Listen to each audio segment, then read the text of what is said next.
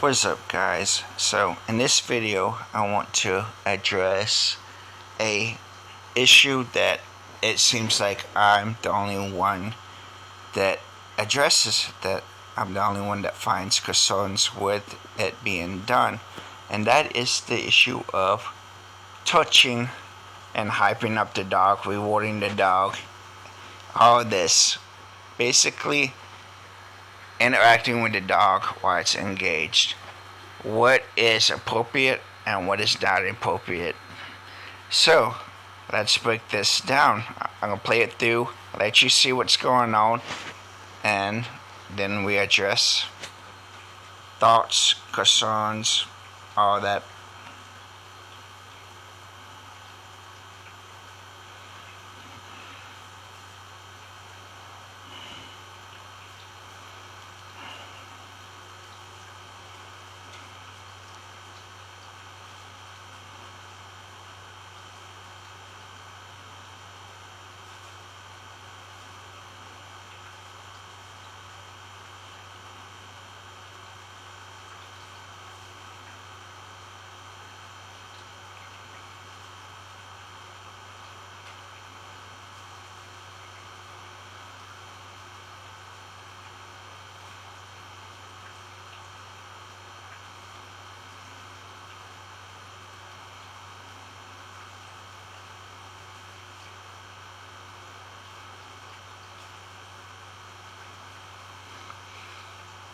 So, what are your thoughts? What are your concerns? What are your reasonings, pros and cons for things that happened in this video, and why? How many flies did you catch? Alright, so let's start it off right here, alright? The dog is watching the subject, which is cool, fine and dandy. He knows it's the routine. It's no, big deal, no, hey, I'm hyped up, I'm ready to bite this guy situation. So the touch right here, I'm okay with, because the dog's not technically in working mode. So, and now the dog's in working mode. The dog is watching. See that? That touch?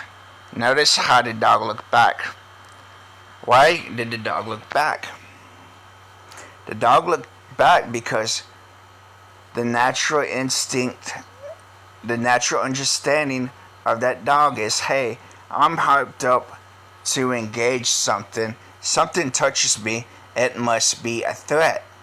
Dogs in nature, when they hyped up, they don't get touched by anything. You don't see wolves touching other wolves when they getting ready to fight as a pack, or when they are fighting as a pack.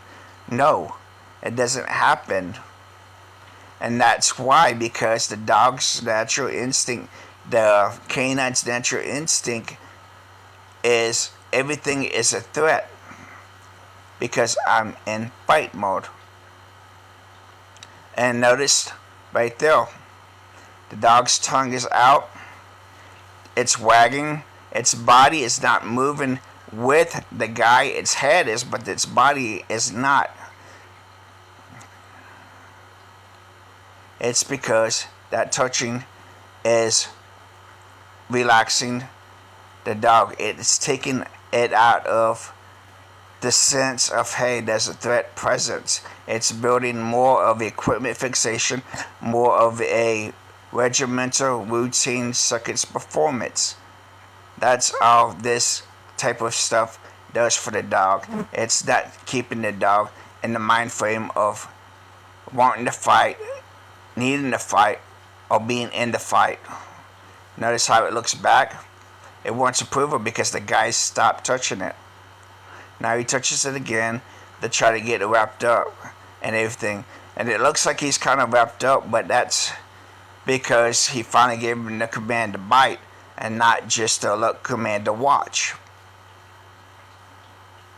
So the dog goes in, takes the bite. And why did he wait until the dog is actually engaged on the subject to let go of the leash? That leash now can be used against that dog because he let it go. He no longer has control over that dog to pull it back if there's a threat or whatever it may be. Me, when I see the dog, I don't want a leash on the dog because it can be used against the dog. That dog, if I need it to come back, should come back on command. So he lets it go and he engages and then coaches the dog. He grabs the leash for whatever reason.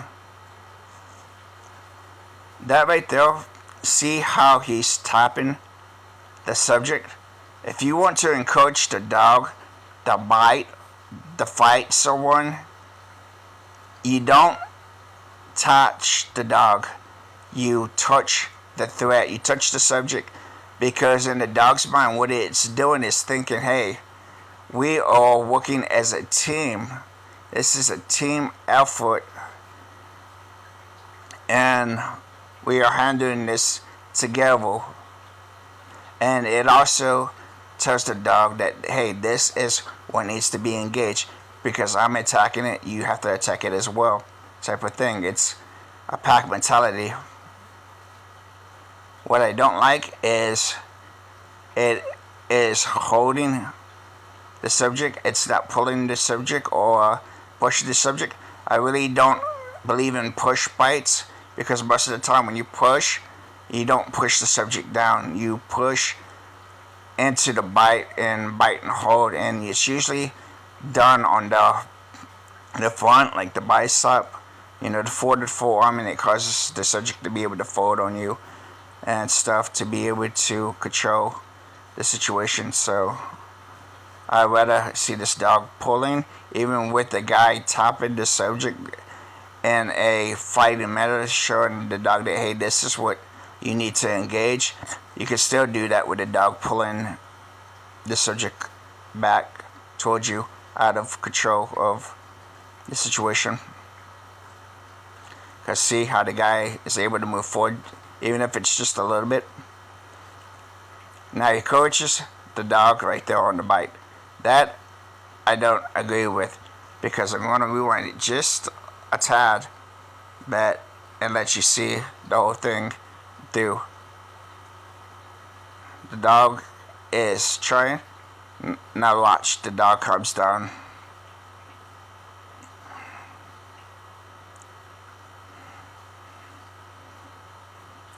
And he comes back and he's pulling on a leash.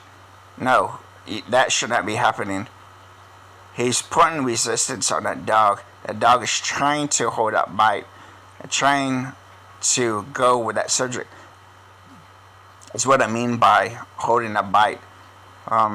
That's why I don't like the bite and hold technique, because if you don't know what you're actually talking about or what you're referencing, it gets confusing, because bite and hold is different than actually keeping the bite, is what I should say, instead of hold.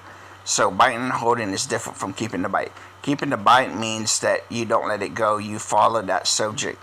In this case, if that subject was to keep going forward and that guy wasn't to let up that attention, that dog would have to let go of that bite. It wouldn't be able to keep the bite.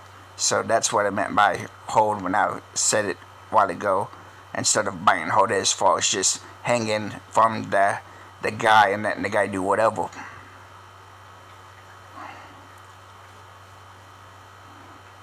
And what I like right there is that he did have the dog release and come back for the reward. You never want to reward the dog at the point of the threat or at the contact of the threat or presence of the threat. So let's watch it through one more time and kind of just get a better understanding of what's going on and what I'm talking about. So right here, the dog's not wrapped up, then it gets wrapped up. Notice the difference in the dog when it touches down. It's in a playful mood. It's not following the decoy even when the decoy's doing the shuffle. It gets on. The dog is encouraged to fight by the handler showing signs of, hey, this is the threat. I don't like how he is putting or I didn't like how he was putting pressure on that collar. But it is what it is. It's not my training. So,